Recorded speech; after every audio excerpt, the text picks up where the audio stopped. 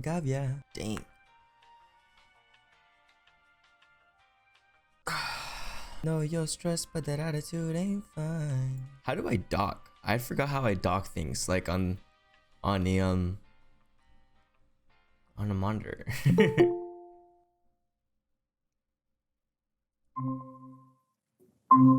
Hello. Hello, sir. Hop out, I'm the flies motherfucker at the kickback. Not a competition, little boy with a wrist that. Meet me in the bathroom, I don't want. How you doing, man? I'm doing great. How are you? Pretty good, pretty good. It's an honor to talk to you, man. I'm not even gonna lie. I'm so excited for this. It's my pleasure, man. Man, you got an amazing setup. Thanks. I literally just set this up like a couple of weeks ago. I used to have it over here, but I had to take everything down. A lot of things happened, but yeah, this is where I usually record my podcast when I had it like running consistently. Cool. So did you just start a YouTube channel or? Well, I've been on YouTube like for a very long time, like since I was a kid recording stuff on my iPod. But Okay. as for like the MMA stuff, yeah, I just started that channel. I just started talking about like the whole MMA UFC stuff because I'm always talking about it, so it made Yeah. sense. Yeah, it's a booming industry. Like there's a lot of opportunity in there. Yeah, and a lot of people are talking about it right now too. You know, it's catching everyone's interest. Yeah. Yeah. So I mean, it was super cool to see your video, like definitely the first time that happens to me where I receive a video like this video is for Patrick Gavia and Oh, really? yeah. It was I was looking for something else on YouTube along those lines. I was like, I wonder what other people have said. Like if anybody else has made a video, and I couldn't find anything. yeah. So I was like, wow, this is actually kind of cool. I didn't expect you to see it. I was just like, all right, Really? maybe he'll like pass through.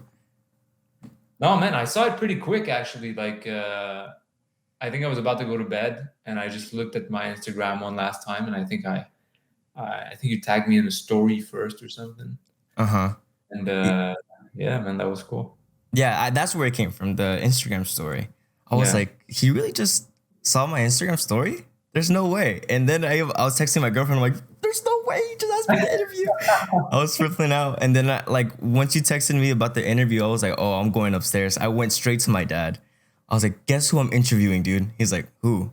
I'm like, the director of this movie right here. He was watching your film, the Demetrius Johnson one. And he's like, no way. I was like, yes way. Yeah, like we're all flipping out. It's really cool that you're watching those with your dad, man, to be honest. Like I mean, it's a comment that I've received a couple of times. Like I had a few like parents that Mm-hmm. sent me messages like, hey, when you release a video, the entire family sits down and watches it. Mm-hmm. And man, like I didn't expect it to have that effect on me, but like to know that people like gather together and watch something that you made together and that it's actually a pretext for people to get together as a family, Mm-hmm. that's super cool. I Like, get what you're saying. No, yeah, it's because there's something about your videos. I think that's what like really stands out is that you know how to capture the audience's attention, like mhm. very well and very fast too. Because I can show it to anybody, even if they know nothing about the UFC, any fighter on the roster at all. If I show them like just the few 30 seconds, the first 30 seconds of the video, they'll probably be like, oh, this is Yeah, actually kind of cool. My sister walked in while me and my dad were watching it, and it was the Khabib one. We were both watching it, and she walked in. She looked at the TV for like a good 30 seconds, and then she stayed for the rest of the video. amazing. She's like, I have to watch the beginning. Yeah, I'm telling you, you're creating some amazing content, man. It's amazing. Yeah.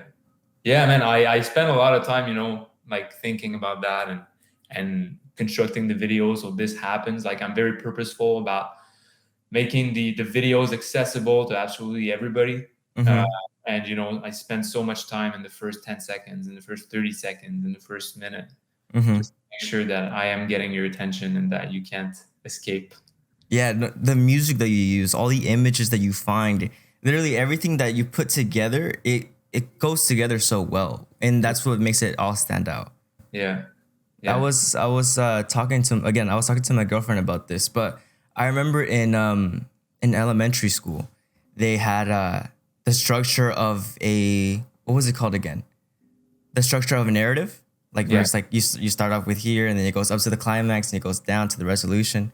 Like you do it in that structure. Like if you really like look at it and just kind of break it down, and it sounds so simple, but if you do it well, it's gonna come out excellent.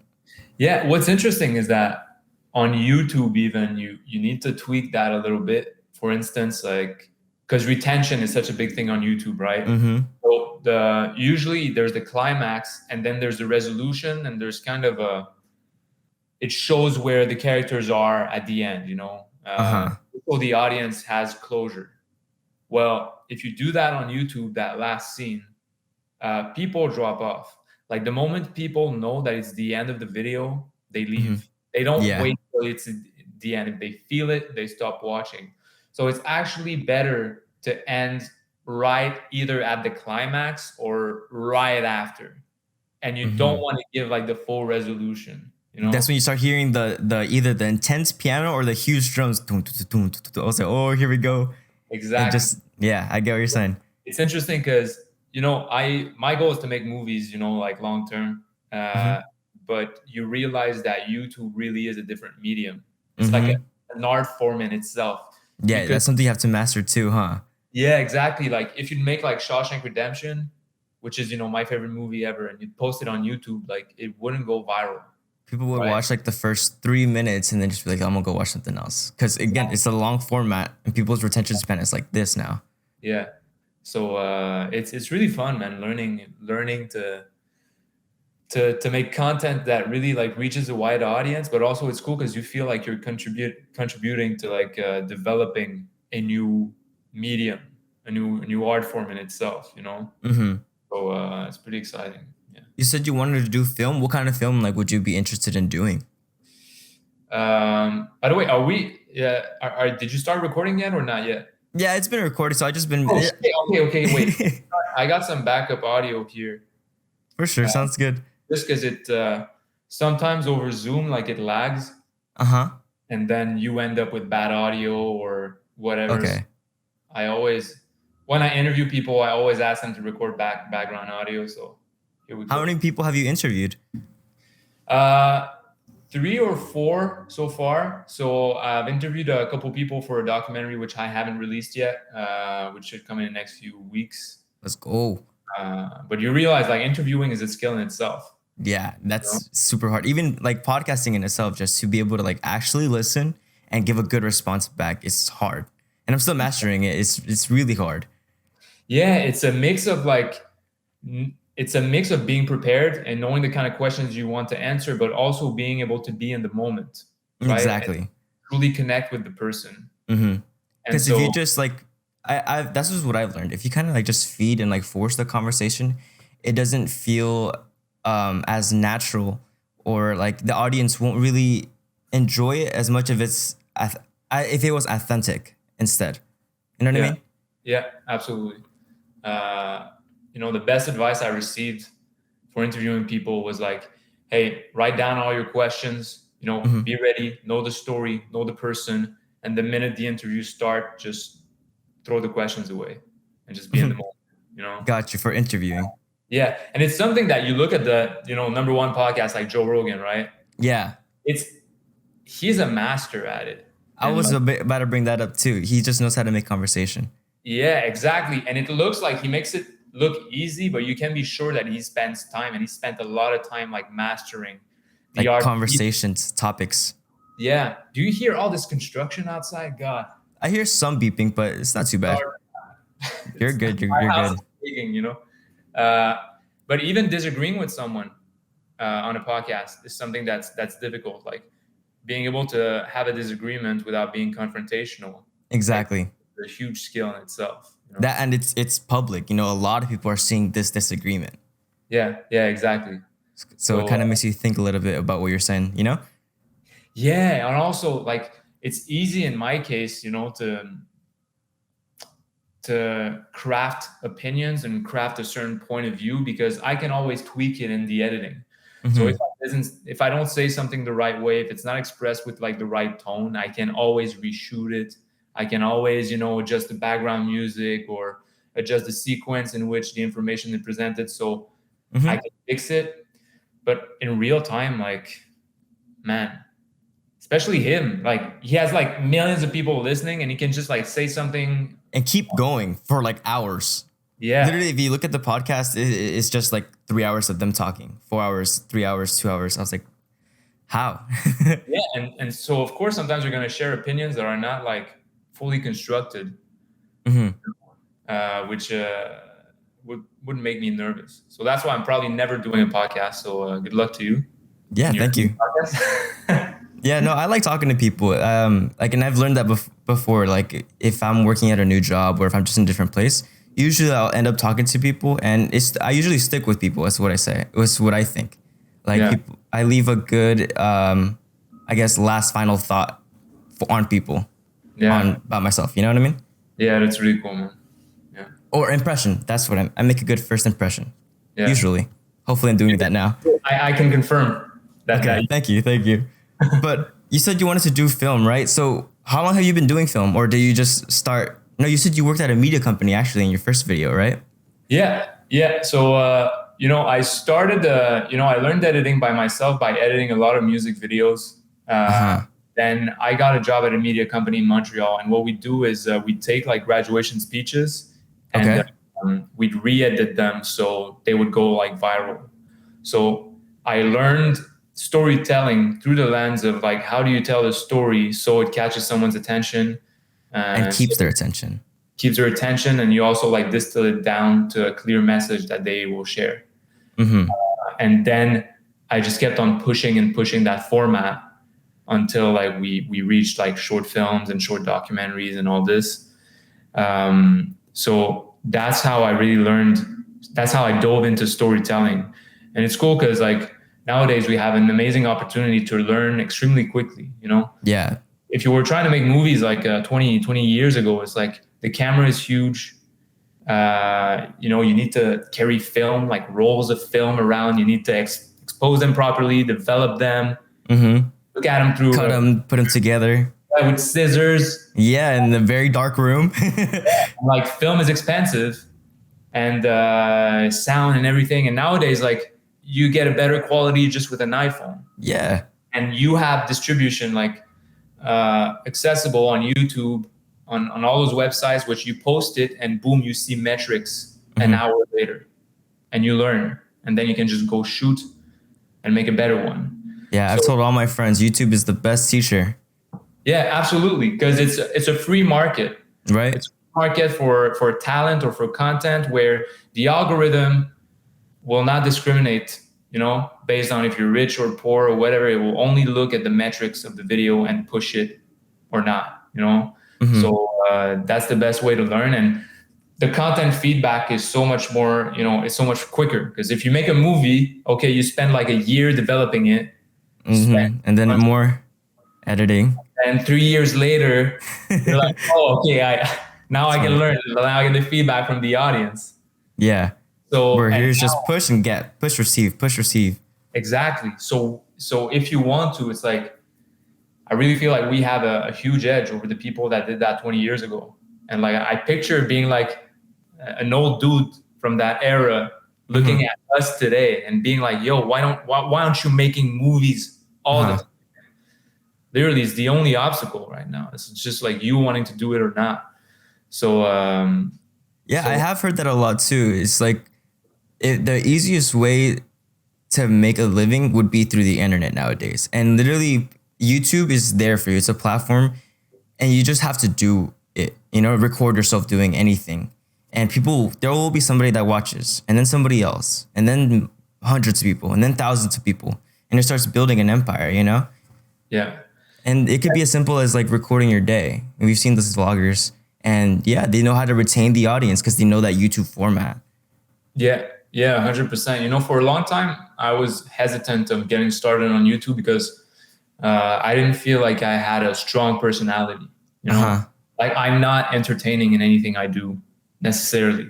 But I saw something like I think it's Matt Davella that talked about like the content triangle, which was that. Yeah. I think I remember saying that. Matt Davella. I know who he is. Yeah. So he talked about how you actually only need 2 things out of 3 to get started on YouTube. And the first one was like personality. So are you entertaining as a person? The second thing was content value. so how much value can you Bring share to the with audience. content? And the third one was filmmaking skills or filmmaking chops. I was like, you know what? And that gave me the confidence. I was like, you know what? I don't have the personality, but I do have the filmmaking skills, and I will make sure that I deliver value like through my videos. I focused on those two things. And that gave me the confidence to like, okay, let's do this. Let's get started on YouTube. There might be actually some people that relate with me out there because I'm more like introverted. And man, I'm so glad I did. Like the page exploded, and now I'm connecting with, people like you that really resonate with the content. And I always say, like, if you resonate with my content, like you and I, we connect at a really like deeper level, Yeah, no, like when it comes to film, I went to college. I only went for 2 quarters, but I actually went for film. I wanted to be a film director. So that was like my goal straight out of high school. I was in video production. I was in TV production, always producing something. Yeah. But, and again, with YouTube, I've always been on it creating small stuff. So film was one of those things, but like the whole COVID thing happened. So everything got twisted and shooken around. My mind was just all over the place. Didn't know what to do. Yeah. But, as from film, like if, what would be your next movie? Do you already have some like set up for us? In terms of films? Yeah, like the fight films. You have like stuff saved already? Like a lineup? So in terms of documentaries, like, yeah. I know what's coming in the next few months. I know what's coming until Christmas.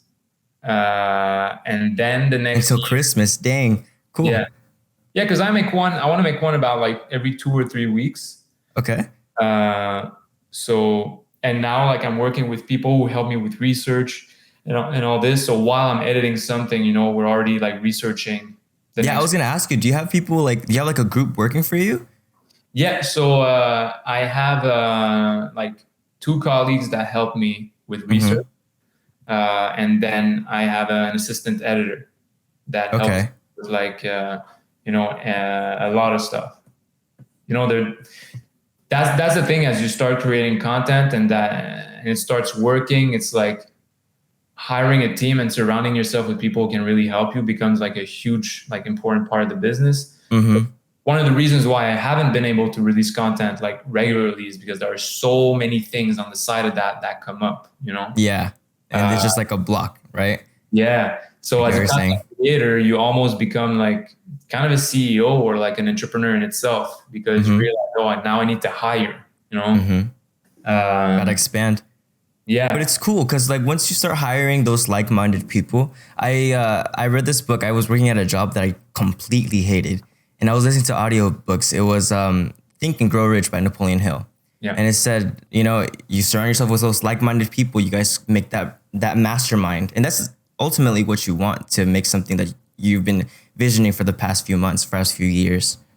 Absolutely. And I would even say like that's almost the most important part of it. And we don't realize that, but if you can surround yourself with like people who feed you and energize and make you happy, and like you look forward to working with them, and they got to charge you up.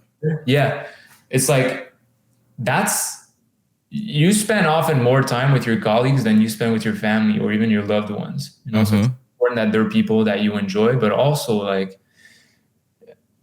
a few years back, I was like cleaning up through my stuff, like I had like boxes full of trophies and newspapers article from when I was an athlete and I was playing football, and I was looking at all those trophies and I wasn't feeling anything, it didn't really mean much to me. I was like, I'm going to get rid of those. But then one of the newspaper clippings behind it was like a photo of like me with the trophy and like my 2 grandparents who like passed away. And like just the smile on their faces, like the glint in their eyes, like it made me cry, I get what you're saying. This is what it was about. Yeah. It's like pursuing something with the people who love you, and like it's the journey surrounded by those you love. That really is the meaning, that we're all together and that we're going after this thing. But really what's important is like the process of it. People have said fall in love with the process more than the final result. Yeah. Exactly. So as I'm surrounding myself with a team, that's really what I care about. It's like, hey, yes, we're going for an Oscar, Mm-hmm. 5, 10 years, They right? all gotta be on the Oscar. Yeah, and that's just something that we all set our eyes on. Mm-hmm. But really, like, the purpose of it is doing it together, Mm-hmm. you know? And then Yeah. encouraging It's gonna each feel other. so much better at the end once you start looking back and you're like, wow, we really just did all of that and look what we made.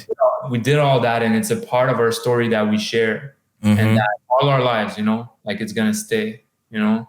Mm-hmm. And how you said like you share more time with your colleagues, and also it's like you can share with your family like what you're doing. It's like, yeah, cool. But you know, these guys that are working with you, they're in the same mindset. They're like, this is gonna be cool. This is gonna come out nice. They're always just thinking about that same thing. Exactly. You know, like you come across like-minded people, and sometimes the people closest to you don't really understand, like even MMA. Yeah. What People is look this? at me weird because I'm watching UFC literally all day. Yeah, like it's not a sport. What is this? They're just like, it's barbaric and all this, and you're like, If no, you only don't you knew. how intellectual this sport is and how much it embodies the best of what humanity has to offer within that cage. Like, Right? don't you see that? And It's beautiful. I see the octagon and like what they do in the octagon. It's absolutely beautiful. it is. And Right? just the type of person that you have to be Uh-huh. to train all your life for those moments inside the cage. Like, I really feel like the fighters in general, of course, there are exceptions, right? But they embody like the best of what, you know, the best virtues Mm-hmm. that are almost like a dying breed. I call it the warrior mindset. So Yeah. it's like the warrior mentality. And my friend, he's a D1 wrestler over at Duke University. And he said that it's that UFC fighters or martial artists are the most special people that could possibly be living. Because if you really think about it, no one else is waking up at 6 a.m. to go for a run and then have to go fight people for hours straight. Yeah. No one And- else is doing that besides them. Yeah, and the stakes are huge. It's like, Huge. okay, you're a professional hockey player. Okay, I'm in Canada, so people watch hockey here, and I'm not throwing any shade on hockey. But Yeah. like, first of all, you're in a team of 30 people, so you're not really exposed unless you're the goalie, maybe, right? Yeah. And if you lose, like, what happens if you lose? You just lose. Yeah, taking a loss in MMA is so much bigger than in another sport. It can be devastating, you know? Like, first of all, you get the shit beat out of you. You can get knocked out Yeah. of the whole world. Your career can be ended in an instant and you don't even know it. Yeah, and then like you can get turned into a meme at any time. So not only Kamaru. yeah. Kamaru, one of the greatest of all time. Yeah, He he's is- a great fighter. And boom, he gets knocked out, and then you get turned into a joke, and it's like, what the fuck? Like, can't you guys see like what this guy has accomplished? Yeah, you can't knock down Kamaru Usman after everything he's done. Yeah, and it's just like that just shows how ruthless this sport is, you know, in and outside of the cage. So Do you watch MMA, like the UFC, like when the events come out? yeah, I watch all of them mostly. Let's go. You're watching it this Saturday, UFC Fight Night? Yeah. Who do you think's gonna win that one? Sometimes I just don't watch like the early prelims and that. Yeah. 'Cause, like, I still need to have a life somehow. Yeah, man, I started watching like while GSP was fighting. Yeah. Actually pulled me into the sport, and then I got more seriously into it like 3-4 years ago, where I started watching all the events. Like, ironically enough, like I was spending a lot of time watching UFC, and I was like, fuck, I need to monetize my passion somehow. Exactly. Yeah. And then I was like, you know what? Here's how stupid I was. I was like, let me develop an algorithm that will predict who the winner is going to be, you know, so I can bet and like make as if nobody had thought of that before, of course. So I developed like this Excel sheet of like all those stats on each fighters. Okay. And then I try to come up with a formula to predict like who's going to win. How was that? The first week I try it, I am 7-7 fights. All right. I win 7 of my bets out of 7 bets. Your ratio is 100%. What the heck? Yeah. The second week, 5-6. I'm like, I swear after the second week, I go to my fiance and I tell her like, We're millionaires. Christmas, I tell her like by Christmas we're gonna be millionaires because like I just cracked it, you know. Yeah. And then it was all downhill from there. Oh, really? So it was just those first 2 weeks, and after that. Yeah, because it's so hard. Like you'd look at the Kamaru Usman and Leon Edwards fight. Like after 2 rounds, you could bet the house on Usman because you're like, okay, like he's got this. Yeah. Literally, no one thought Leon was gonna win. And Yeah. after watching the fight, if you like all 5 rounds, first round was Leon, but after that, it's like, yeah, Kamaru's got this. He won. But then all it takes is one punch, or One shot. And then what's tricky also about the fighters is that if you look at the stats of someone like Cowboy Cerrone, who's been fighting for 15 years, it's like the stats will also like include the fights that happened 10 years ago when he was let's say like a much more dominant fighter than he was in the last 3 fights. So you kind of have to try to split those stats apart and only take like maybe the 5 or 10 most recent fights, whatever. So I realized like I probably needed an entire team to actually develop an accurate algorithm. And I was like, I didn't even think back then of just like applying my storytelling skills to MMA. It's only till recently I was like, you know what, that might be the smarter move. What was the process to you like eventually saying, you know what, I'm gonna do this. I'm gonna quit and I'm gonna go full send on this, because that's a big move. You said you liked your job, so it's like it's hard to leave something that you really, really like. Yeah, I was just it's kind of funny. I was inspired by Jake Paul. Dude, those brothers, they're insane. Yeah, I was looking at so that's the first video actually that I did, like Jake Paul versus Dana White. Because I was looking at how like Jake Paul was transforming the boxing industry. Yep. And I'm like, he's showing boxers and fighters that, hey, you don't need an organization to pull it off. All you need is an audience. All you need is like clout. And a platform. Yeah.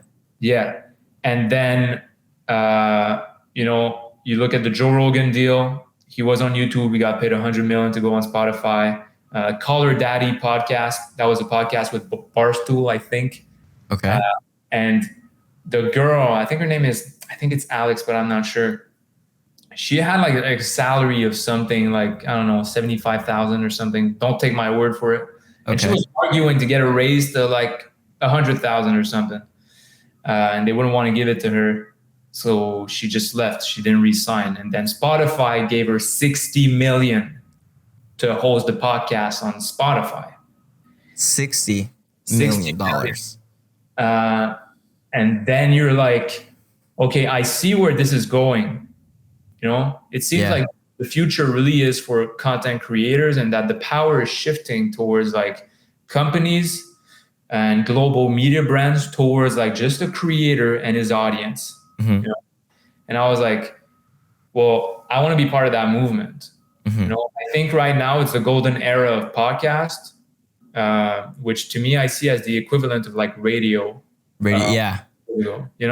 And then you see Mr. Beast right now is launching the era of like television. Yeah. So you see like it's evolving to not evolving in the sense of, but like the production, the entire enterprise, boom, TV. And one of the most complex art form to orchestrate is films, because films require, a lot of people, a lot of organization, and a big budget. And I don't think YouTube is there yet. Like I know there are a few films on YouTube, but very few people actually say like, hey, let's go watch a movie on YouTube, right? Yep. But I think it's next. I don't know if it's in 2, 3 years, 5 years, but I think the next Steven Spielberg is going to be on YouTube. What if that's you and you just don't know it? Yeah, either it's me or I'll pave the way for him, him or whatever, like my goal is to make movies. And like, I was like, you know what, if this opportunity is never given to me, like the technology is there nowadays to just connect with an audience and make it happen. So that's what, aside from what I discussed in the video that I made about that, it's really like seeing the trends of the industry. And I was like, when you feel a bit of envy or like not really jealousy, but like I was thinking about all those content creators. Yeah, dude, I'm with you. Yeah. And I'll be like, no, like I want to be there. I want to make it happen. I want to contribute. You know, I want to push, you know, like pave the way or whatever, like, and do that. And so like sometimes when you feel like that kind of like that thing inside you, that's the way. Like it's telling you like you should be doing this. You know, Yeah. how comfortable you are right now. Like I always look at things as you know, kind of a regret framework. It's like when I'll be 90 years old and I'll be looking back, you know, what will I think of this decision that I should take right now? Oh, I wish I could have done what I really wanted to do. This project. Yeah, instead of like settling down and settling for the safe path. Mm-hmm. That really motivated me. And I was like, you know what, like the risk is practically virtual. You know, like I had not many expenses. I knew what I was doing in terms of content. Mm-hmm. Man, you know, the results had exceeded my expectations so far. Like I'm so happy of the results, and I'm very excited to see how I can keep pushing that format. You know. Mm-hmm. Did you expect any of this to happen like after your first post? Not at all. So, you know, the first 4 months of the YouTube channel, like I had like 500 subscribers. Mm-hmm. And then what happened was my first video on Jake Paul and Dana White like had a small push of like views, 200 views, and I got like 10 subscribers from it. And then I started working on a video on Amazon, actually, Jeff Bezos. But at the same time, I always wanted to do a video on Kobe Covington. And I was like, you know what? Those 10 new subscribers would probably be more happy with a video on Kobe Covington. Mm-hmm. And I did that, and the video got like 200 views, and I got like 20 subscribers from it. And then I got back on working on the documentary on Amazon. And then I was like, you know what? Those 20 new subscribers were probably like a Dustin Poirier documentary more. Mm-hmm. And then I did the Dustin Poirier documentary at the beginning of December. And then this one exploded. Yeah. Exploded up. And then in the trail, Kobe Covington exploded. And then Jake Paul exploded. Mm-hmm. So brought everyone in. Exactly. So I went from 500 subscribers to 30,000, you know, within that month. Jeez. Yeah. And then I was like, I guess I'm doing only MMA. You know? Mm-hmm. So you didn't even want to go in like just doing strict MMA? What? So you didn't want to just go in doing strict MMA? So MMA wasn't like the first thought. It was just documentaries in itself. Exactly. It was like all the topics that interest me, you know, like MMA is one of them, but entrepreneurship, just things that happen in society. I plan to cover a lot of things, but you know, when the algorithm points the way, I think it's wise to like, okay, yeah, follow it. Algorithm. I know there are people in my audience that tell me like I'd be happy to see you, you know, cover more topics, but I still feel like there's a lot to do within that niche. And you know, it's never strictly about MMA. Mm-hmm. There are always other topics that are underlying topics underneath behind the entire story. Yeah, like the Francis Ngannou doc is a lot about immigration, you know, and the realities of people there. The Charles Oliveira one, we talk about poverty, the favelas. Yeah, that was crazy. Yeah, it's part of the value that I try to add into each documentary, you know, like always, it's like cool. It's cool to make videos that hook people, right? And that they watch for a long time and that entertain them. But like at the end of it, it's like, it's kind of shallow if you don't insert some meaning in there, something that they can take away from it and somehow integrate in their life or in their you know, their point of view in life afterwards. So I try always, you know, like I want to make it entertaining for people, but also like give them some value, make it worth their time, you know, like yeah, feed them something, feed them some meaning, you know, like teach them something. I really believe in that more than just like hooking people and like making them watch like cat videos for 15 minutes. It's like you're not making the world a better place, you know? Yeah, I get what you're saying. I was watching the Nick and Nate Diaz documentary that you made with my dad, and I was like, this is good. Like, oh, by the way, the intro to that was freaking cool. How did you do that? The little sketch things. That was a lot of work, but most GSP with the lips. yeah, a lot of people were angry, and I get it. Like Really? somehow they look a bit like it feminized. They're like people commented like, "Why are you turning them into drag queens?" And that wasn't the intent, of No. course. Yeah. I wanted to do something like visually that. It was like a comic slap. Yeah, exactly.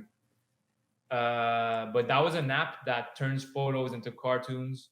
Oh, okay. It was a matter of, like deleting the background, animating some stuff, Mm-hmm. and things. But that's something that, often music will give me ideas.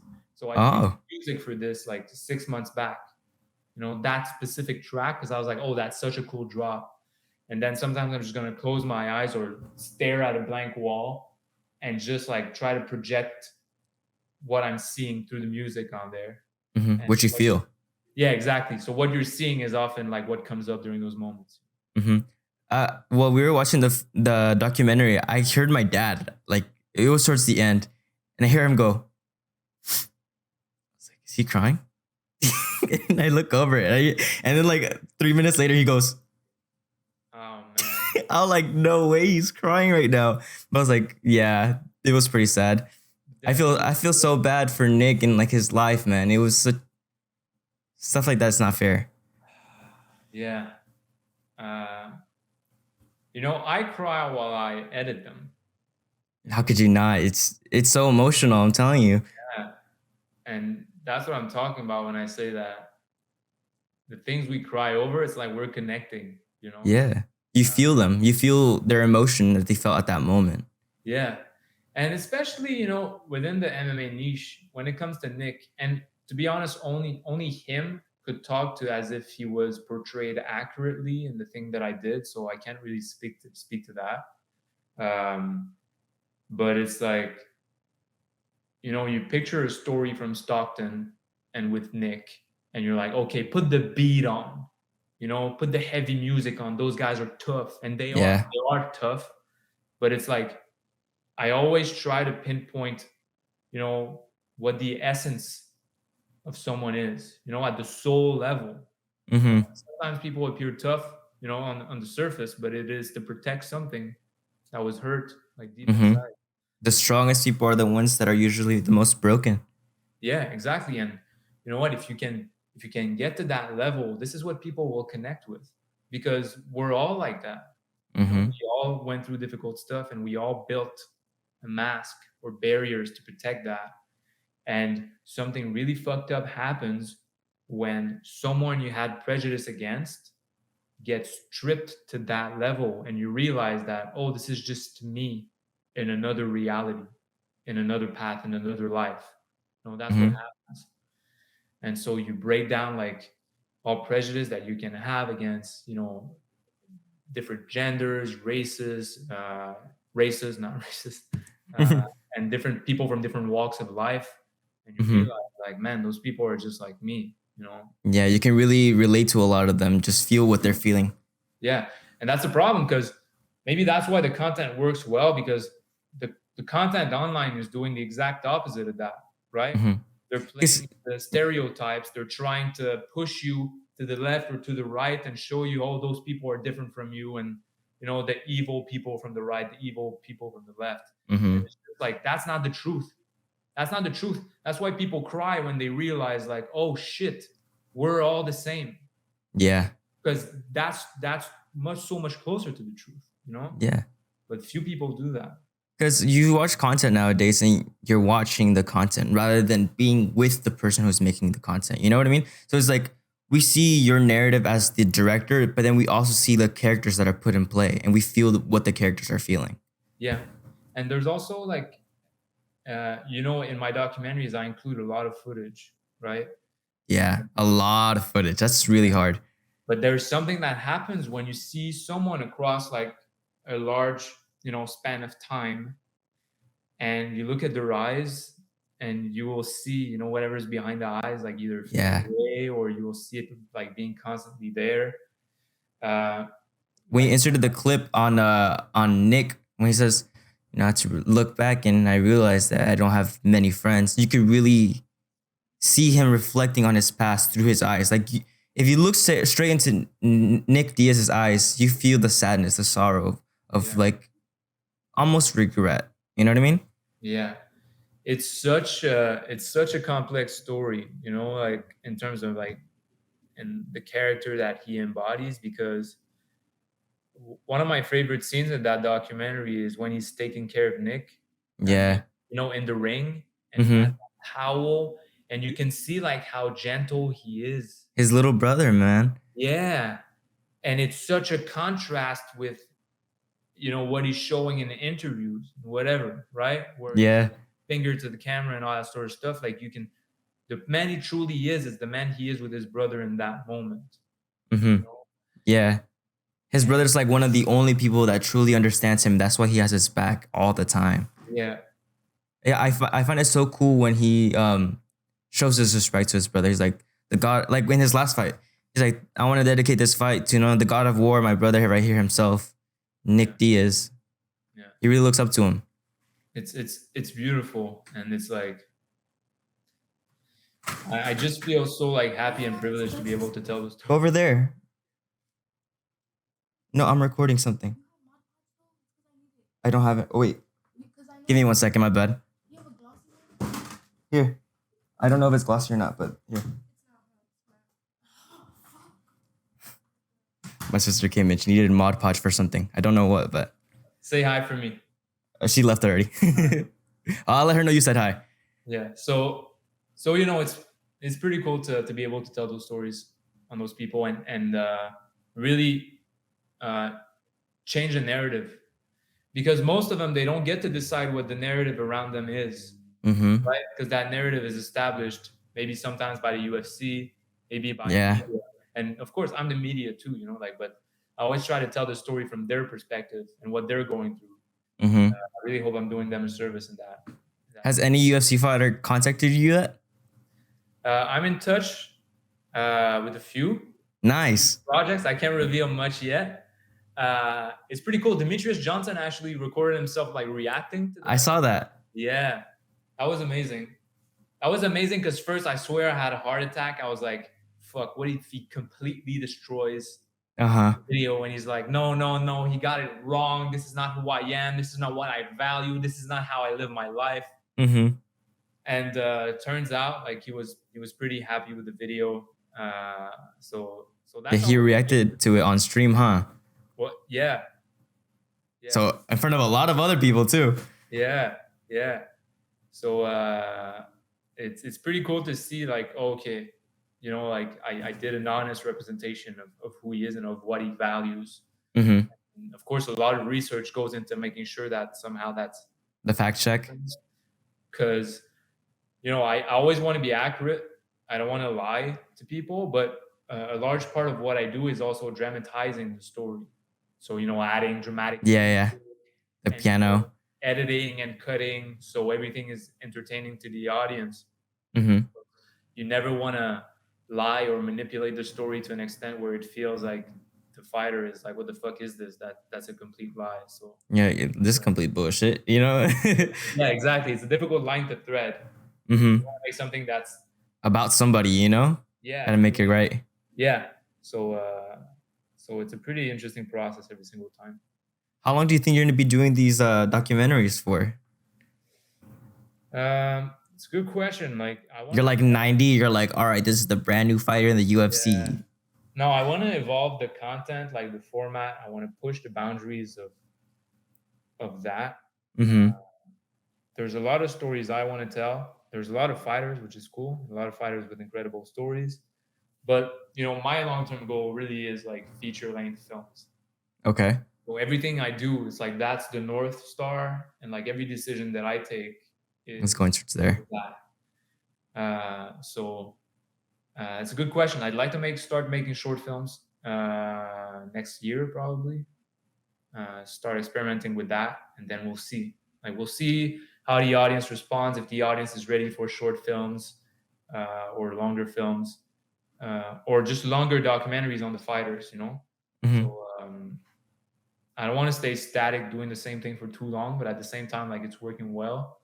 And I think the audience wants more of it. So I'm aware of that as well. Do you see the comments? They're requesting every single fighter that's on there. Yeah, yeah. Conor McGregor's up there. Everyone's asking for Conor McGregor. Expectations are high for Conor McGregor. Yeah. Yeah, I'd like to do something special for Conor McGregor. Like I'll see, but probably it's something much longer. Yeah, you got it. Full feature-length documentary for Conor McGregor. Hour 30 minutes. Yeah, hour 30 minutes, 2 hours. Why not? Why not give it a shot? You know? Yeah, I'd watch all of it. Every single second of it, I'd watch it. Yeah. And I'd run up to my dad's room to tell him too. I look forward to watching it because, you know, I always have a perception of the fighter before I start doing the story. And then as I dive into the footage and dive into the research, it's like you uncover things. Mm-hmm. Your perception of someone really, you know, it tilts, like it changes. You guys get open to a facet of their personality that really the media hasn't portrayed yet. Mm-hmm. So every time it's an adventure, and every time, like, as the storyteller, like it's funny, like I dive into the psyche of the person. Mm-hmm. I dive exactly. into that world, you know? Yeah, I was gonna say that too. You really understand psychology, like the brain, the mind of a person, both the audience and the character. Yeah, I mean, I do my best to really, it's like you need to fall in love with your characters. And I say characters, I know they're human beings, but within the context of storytelling, they're more like characters. Mm-hmm.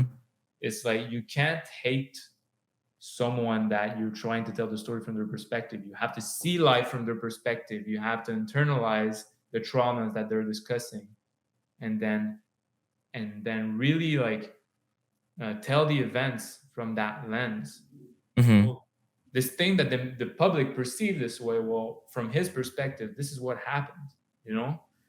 And that's why, you know, I actually look forward to do a documentary on Dana White. Okay. Because I need to tell the events from his perspective also, you know, because like so far he's been portrayed more like as a villain in a lot of stories. Right now, especially, like everyone just thinks that, oh, Dana White just does whatever he wants. Oh, the UFC is just Dana White's, you know, Dana White's in charge of it. You know, they just go straight to Dana. Yeah. But Dana also has his story. Yeah. And Dana, you know, bought the UFC, I think, for $2 million with the Fertitta brothers. Yep. And then like they had to invest an additional 44 millions into this thing before it started making profits. And so you look at this from that lens, and it can really shift your perception on the things that he did with fighters. Mm-hmm. Because from his perspective, it's like he's protecting his business. He has employees he needs to take care of. Yep. He's expanding the sport and investing to open different markets around the world. But that, if I tell the story from the Diaz brothers' perspective, well, I can't really talk about that because that's not relevant to their story, and it's not really the place to give all those arguments. And it's really the power of storytelling to show like it's not really all black and white. It's just a matter of different perspectives colliding with each other. Mm-hmm. And making a whole new story. Yeah. So of course, like Conor McGregor is probably going to be the hero in his story, because you'll experience his life from his point of view. But when he collides with Khabib or with Dustin Poirier, he's a villain in those stories. But I actually look forward to tell that story from his perspective now. It's like, Dana's. Yeah. From Dana, from Conor McGregor, who have been like the most like consistent villains across like most stories. So who knows? Maybe Hamza will be on there later on too. If he keeps it up like this. A lot of people want Hamza. I'm not too familiar with his story. I'll probably do it, but man, the guy is turning into a villain now. Exactly. He's entering that villain era.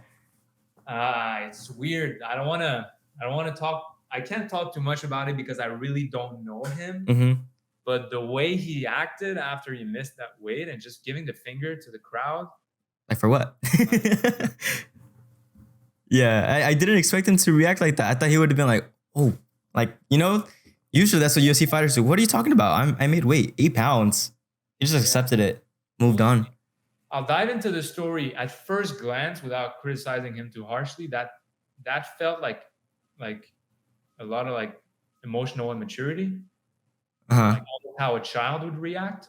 Yeah. Oh, fuck all of you. Like I'm in the wrong, but fuck all of you. And I kill everybody. It's like, yo, change the script. Like we know that's the thing you say.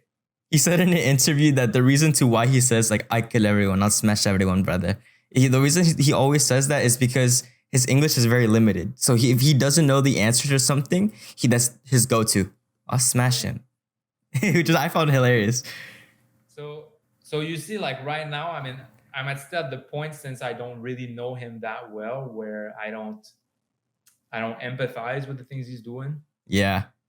And when that happens, to be honest, I did a lot of research on a lot of fighters where I ended up just not doing it because either story pieces were missing or I couldn't really find that in them. With Hamzat also, their political stuff, that's involved. I know he has ties with like, I don't know, the Chechen like dictator or something. Oh, I didn't know about that, but I would believe it if it was true. Yeah, it's tricky because you want to do something that's honest. It's like I want to do John Jones, right? Ooh, that'd be a good one. Yeah, no, it's gonna be an incredible one for sure. For sure. But it's like, what do I do about, as a storyteller, what do you do about all the the allegations, right, against them? It's like, if you don't talk about it, people are gonna ask about it. Tell you like, oh, that's a soft piece. It's you're not telling the entire thing. Mm-hmm. And you don't want to glorify something necessarily that is, criminal. Yeah. You don't want to glorify illegal drugs, or you don't want to glorify domestic violence. You don't want to send a message to, my audience is like 98% men. You don't want to send a message, oh, you can beat, whatever, your partner, and you can still be a hero, Yeah. But I think the way you set it up is like, what you want your audience emotion to convey, So in that same topic of like domestic violence with John Jones or the DUI, stuff like that, you can bring the audience to his lower depths with him, So like, he did this and that. You got to realize like, it's not right, and the audience will know for sure, like, it's not right. And we see what John Jones, like, even now, he's going to be fighting soon. So we'll see how he is now. Confirmed for December? I think so. He's going to be fighting against, I think, Stipe. I don't know. I'm not sure it's official. That was announced about a month ago, but then it wasn't official. But yeah, the danger about storytelling really is that if you do it well, you can convince anyone of anything. Oh, yeah. It's not confirmed. Okay, yeah, it's not confirmed. But it could. It could be. You just want to be responsible as a storyteller, because really it's possible to empathize with someone who's doing the worst thing that you can do in humanity. And do you want to do that?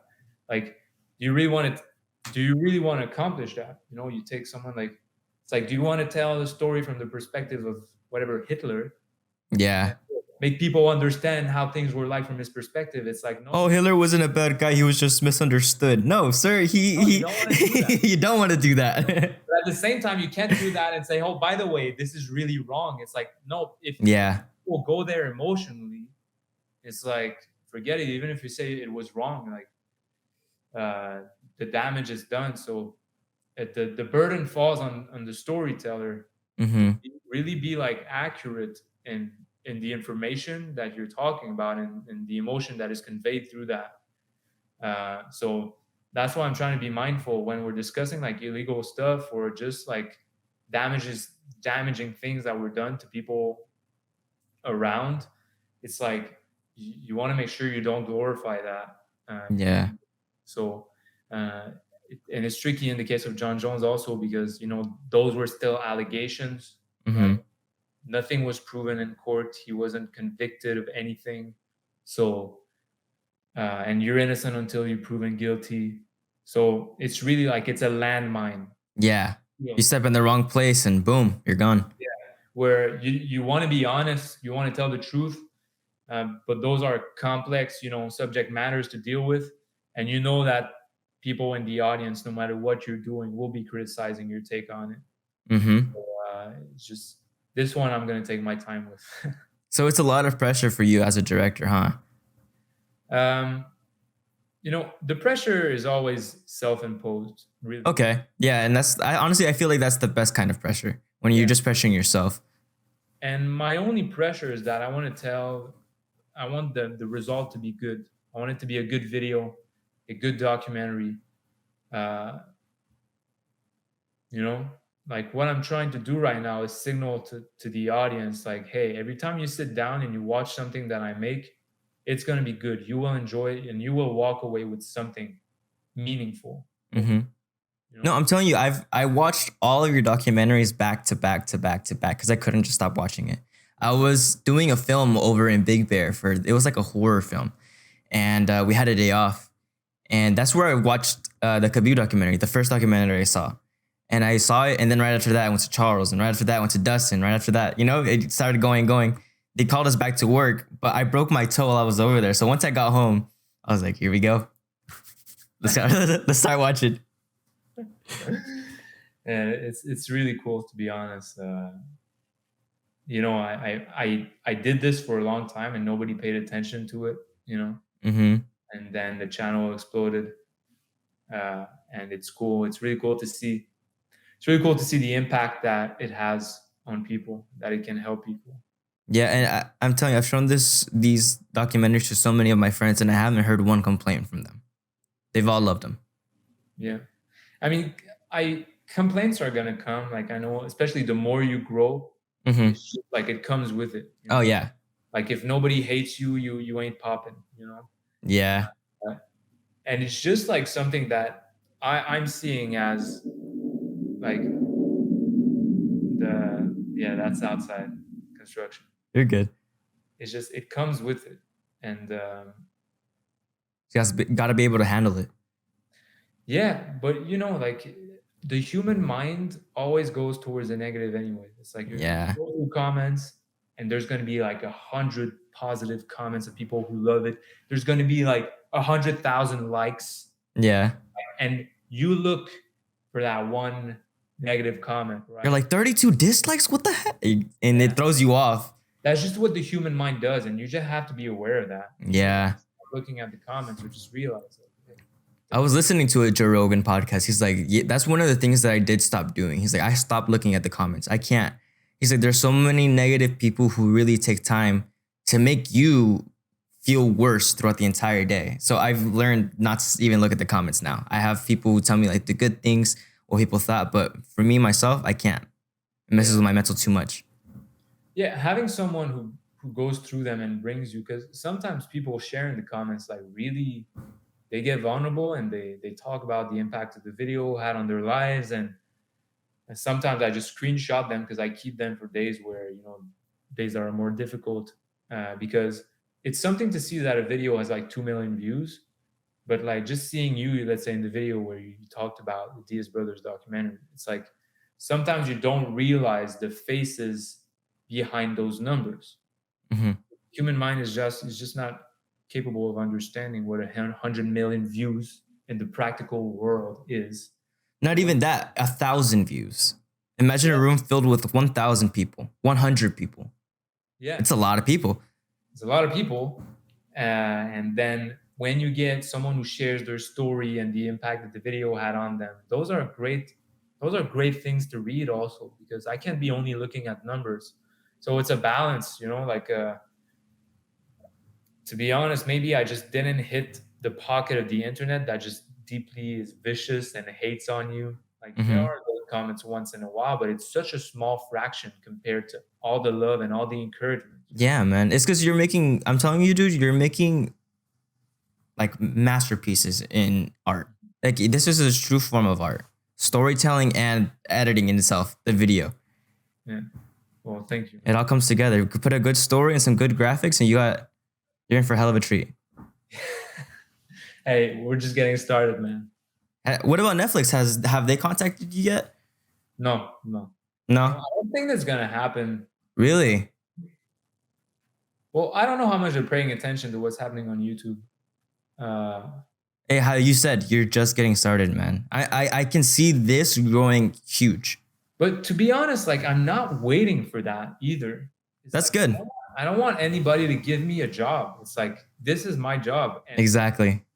I'm building this. Mm-hmm. And all I need is to connect with more people, grow the audience, The community. stuff that you guys like, Mm-hmm. and like, why would I need to anything else? It's like Exactly. I did this because I was tired of waiting for people to give me opportunity. I'm just Mm-hmm. like, you know what? Let me go on the free market on YouTube and let me show, that this content can be incredible.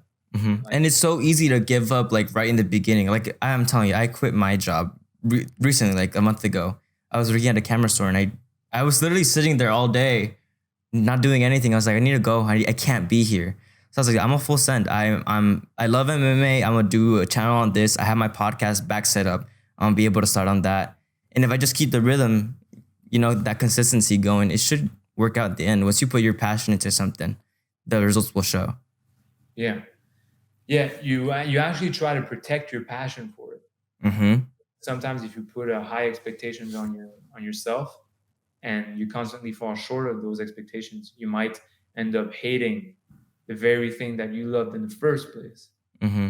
And that's something that happened to me with music. I was putting all this pressure on myself to succeed in music, and I started like dreading sitting down at my keyboard and whatever. And that's why I promised myself when I started a YouTube channel, I'm like, hey, you know what? I reduced my expenses to the minimum, and I'm like, I'm giving myself like 2 years. I'm good for 2 years if this channel doesn't grow. Then you gotta move on. Is that so? That's what you were going in with? Yeah, man. I didn't set any goals necessarily. Okay, so you just went with the flow. I went with the flow. I'm like, you know what? The goal is to be monetized within a year. Within a year, I need to get to 1,000 subscribers. And that was like not really an ambitious goal, but I was like, you know what? Then I can just enjoy the process of making stuff that I would watch. Mm-hmm. And it paid off. That goal I reached 4 months after, and still. How did you feel when you finally hit the goal? Like, how did you react? How did you tell your wife? It's so crazy. Like, it happened so fast, and that's the thing. Like, nothing changes in your life. Mm-hmm. You know what I mean? Like, you still live in the same place, see the same people, drive the same car. Uh-huh. So you see it on the computer screen. I remember a friend of mine came to visit me, and I was telling him like, oh yeah, I just posted this video on Dustin Poirier. It's performing better than the two others. And then I'm like, let me show you, And then we go on the live views, and then I click on it, and I had never seen that, but the video is getting like 5,000 views an hour. Mm-hmm. Then I was like, I got 5,000 views total. Yeah. Now it's getting, and so I see. And it's been up for 4 months. Yeah. I see this huge spike in the views, and then I turn to him, and we're like, what the? Yeah. And that's the moment where it started booming. And then, but then I was just like, it seems unbelievable and real, but also it's like you see no immediate, tangible change in your life. So it's like, oh, it's all the same. And also, I think as an artist, you have to stay grounded, like to reality, and really like your ego can really be your enemy. Yeah. You can be your own downfall. I'm the shit and I don't have anything to learn anymore. It's like, it's the moment you start getting worse and worse and stop growing. So I make it, it's really cool to see those numbers, but you got to stay true to yourself. True to yourself, honest to the work, and like just be kind to people and enjoy the connections you make along the way. That's why I really try to make it about. For sure. Last question, since I don't want to take up too much of your time. You said 8 to 9. So do you practice any MMA or any martial arts? So I moved about 2 months ago. Until then, I was doing boxing. Oh, cool. Times a week. And I did jiu-jitsu. So I started boxing and jiu-jitsu last year. So when I decided to do MMA content full time, I'm like, you know what? Like, I need to have some kind of integrity, and I need to at least put myself through a minimal amount of what those guys are going through. So I need to know what it feels like to get choked out, to get punched in the fucking face. Like, I signed up, so I had never done. I did taekwondo when I was younger, but it was like 20 years ago. So I signed up for jujitsu and boxing at the same time. Mm-hmm. Absolutely crazy. Jiu-jitsu is amazing. It's so much fun. Yeah. Oh man, jujitsu was brutal. Like the Yeah. first time you go and you just get choked all Mm-hmm. day long, and you're out of breath because that thing is so exhausting. Like I was doing boxing, and I was like, you know what? Like I'm good. You know, like I'm not out of breath. It's like I get the combos, I get the technique, and then you get to jujitsu, and it's like a Whole new world. You get so tired. You get so tired.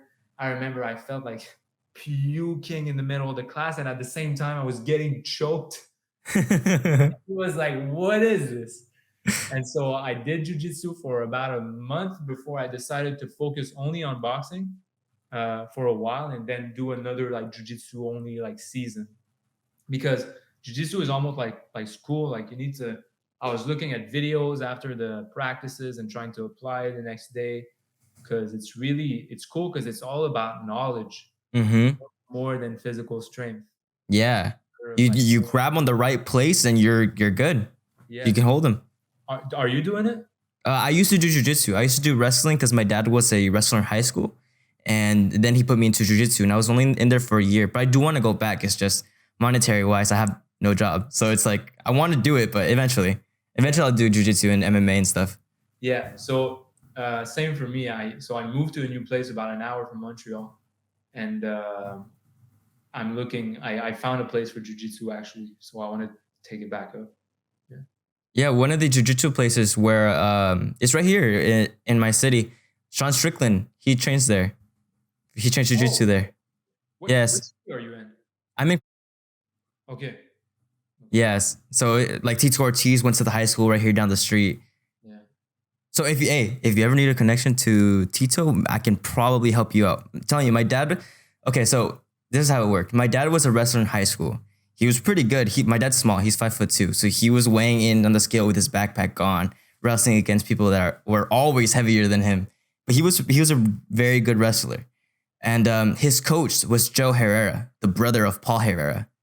Paul Herrera was at a different school, and Joe was in a different school. So they're brothers. They're competing against each other all the time.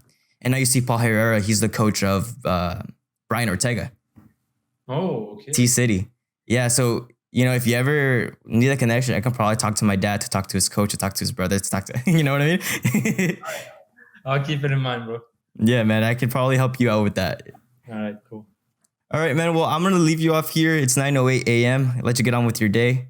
I just want to say thank you so much for making your time, spending your time with me, talking to me. I learned a lot from you. It was great to talk to you, man.